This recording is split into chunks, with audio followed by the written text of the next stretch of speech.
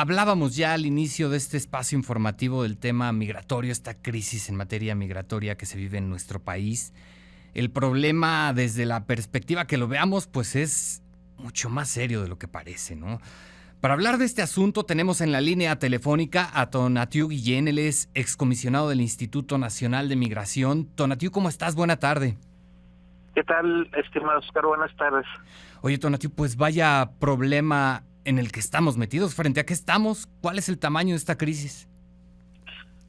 Si le ponemos números para darnos una idea, en el año 22 arribaron a la frontera sur de Estados Unidos lo que la patrulla fronteriza registra como encuentros. Uh-huh. Arribaron 2.5 millones de encuentros, un poco más tal vez. 2.5 millones. Uh-huh. 2.5 millones de encuentros. Pueden ser muchas menos personas. Okay. Porque imaginemos que reintenta cada persona 3 veces, uh-huh, pero igual da cifras grandísimas, okay, sin precedente. uh-huh. Y luego, en este año, a pesar de que hubo un pequeño receso entre enero y febrero, hubo una disminución importante de algunos flujos. El hecho es que en los últimos meses se concentró el flujo de manera muy pronunciada, y ahora estamos con la expectativa de que ese récord del 2022 se repita en el 2023. O sea, estamos hablando todavía de grandísimas cantidades de personas en movimiento. Uh-huh. Y hay que también subrayar que de ese total, un tercio, así subrayado, poquito menos, somos mexicanos. Okay. Entonces formamos parte de la problemática como migrantes y como refugiados. Eso es muy importante. Sí, no solo viene entonces de Centroamérica el problema, es una tercera parte de mexicanos. Sí, es importantísimo, sí. Esto, sí. No, por supuesto. Entonces es una gran cantidad de personas que tampoco habíamos visto en más de una década. Uh-huh. Desde el año 2008, desde el 8, que era un pico de aquellos tiempos, no teníamos un repunte. O sea, habíamos pasado más de una década pues muy tranquilitos en la movilidad hacia el norte.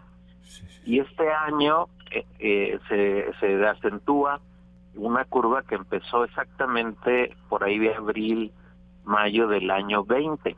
Entonces tenemos un par de años, poco más, en ascenso de esta movilidad, y el resultado es este que te estoy comentando.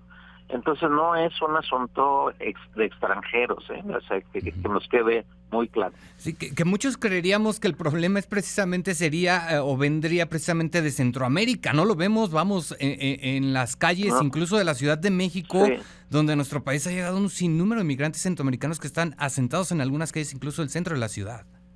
Sí, bueno, tenemos la viga en el ojo, uh-huh, para ponerle claro, la metáfora, ¿no? Claro. Pero uh-huh, el asunto es que también hay otro gran cambio, Oscar. Uh-huh.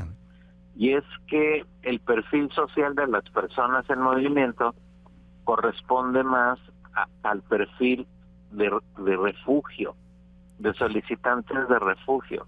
Y esto cambia completamente el escenario. Uh-huh. No es lo mismo el migrante por razones económico-laborales, la del mercado laboral, que era principalmente de hombres en edad productiva, uh-huh, a tener ahora a personas desplazadas, en el sentido prácticamente físico del término, obligados a salir de sus lugares de origen, okay, por muy distintos factores, ¿no? Pueden ser económicos, políticos, de violencia, de inseguridad, ambientales, o todos juntos, que también ocurre. Uh-huh. Y eso genera una movilidad de desplazamiento forzados, porque ya no hay opciones para la vida de las personas ni de sus familias.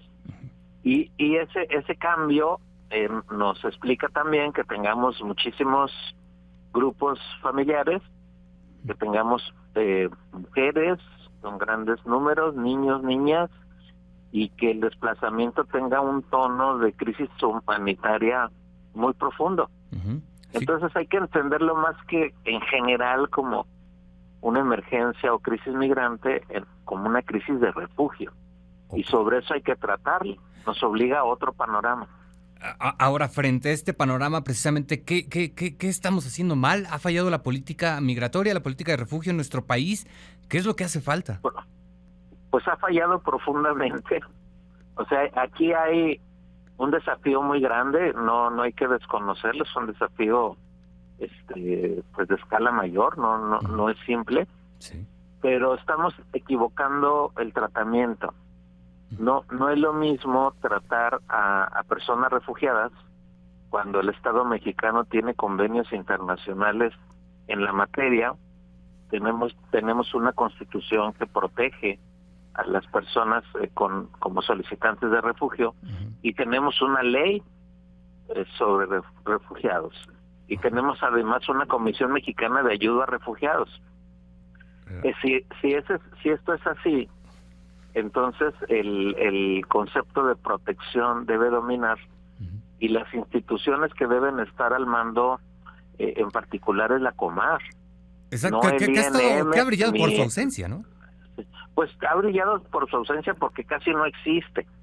O sea, este gobierno la ha mantenido con un presupuesto menos que mínimo en relación a la escala del desafío, y Comar pues ha tenido que sobrevivir sobre todo con el apoyo de la Agencia de Naciones Unidas, que es ACNUR. ACNUR le da 2 veces más el presupuesto que le da el gobierno federal a Comar. Pero más allá de presupuestos, también es de política.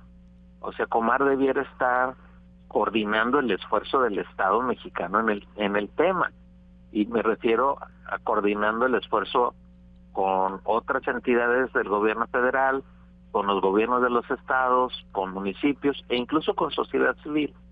Entonces Comar tendría que asumir un rol protagónico en la coyuntura, y sobre todo, subrayo, no es correcto que personas solicitantes de refugio se les trate como si no lo fueran, que sea la ley de migración la que se aplique, o que sea el Instituto Nacional de Migración el que intervenga.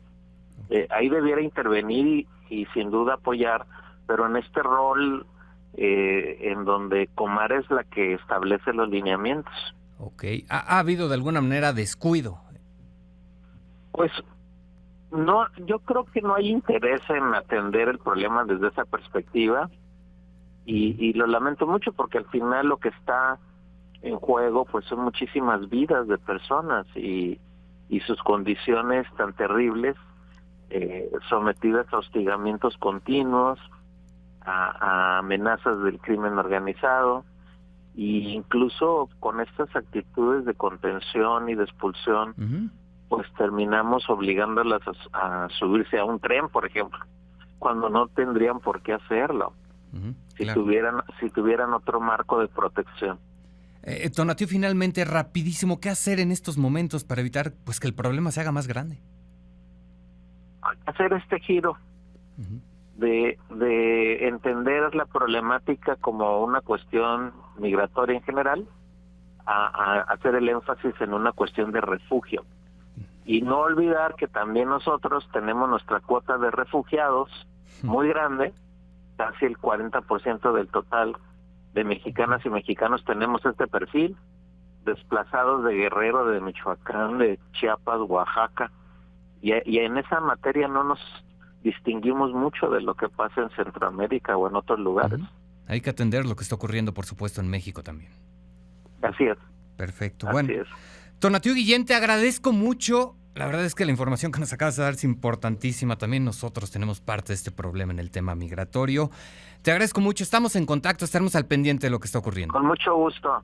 Muchas gracias. Gracias, buena tarde. Gracias, buena tarde. Tonatiuh Guillén, él es profesor del Programa Universitario de Estudios del Desarrollo de la UNAM y también, por supuesto, extitular del Instituto Nacional de Migración. Son las 4 de la tarde con 32 minutos. Vamos a un corte.